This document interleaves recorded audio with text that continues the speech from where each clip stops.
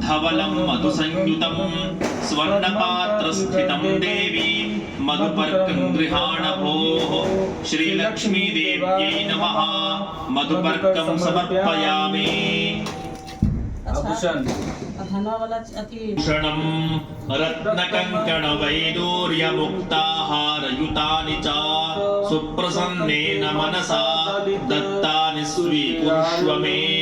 क्षुत्पिपासामलाञ्ज्येष्ठामलक्ष्मीं नाशयाम्यहम् अभूतिमसमृद्धिं च सर्वान् निर्नुद मे गृहात्। श्रीलक्ष्मीदेव्यै नमः। आभूषणानि समर्पयामि। चन्दनम् ॐ रक्तचन्दन सम्मिश्रं पारिजातसमुद्भवं मया दत्तं गृहाणाशु चन्दनं गन्धसंयुतं श्रीलक्ष्मीदेव्यै नमः। रक्तचन्दनं समर्पयामि।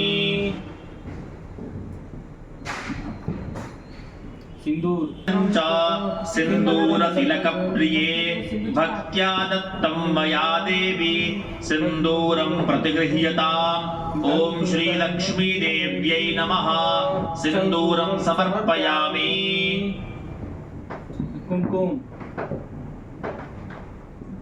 कुङ्कुमम् ॐ कुङ्कुमं कामदं दिव्यं कुङ्कुमं कामरूपिणम् अखण्डकामसौभाग्यं कुङ्कुमं प्रतिगृह्यताम्।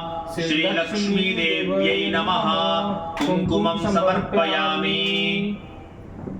अबीर गुलाल अबीरगुलालम् अबीरं च गुलालं च चोवा चन्दनमेव च शृङ्गारार्थं मया दत्तं गृहाण परमेश्वरी।